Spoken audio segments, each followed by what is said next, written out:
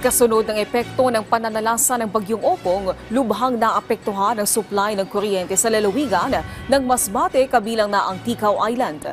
Ayon sa National Electrification Administration, nagpadala na sila ng mga tauhan sa lalawigan para tumulong maibalik ang supply ng kuryente sa lugar. Bukod dito, nakapag-deploy na rin ng mga generator set para magamit sa mga critical area. Ayon sa ahensya, aabot na sa 3,000 residente sa Ticao Island ang may koneksyon na ng kuryente ang matapos itong maibalik habang patuloy na sinisikap ng ahensya na maibalik ang kuryente sa main island ng Masbate. Dahil dito inaasahan ng NEA na unti-unti nang babalik ang supply ng kuryente sa lugar sa mga susunod na araw.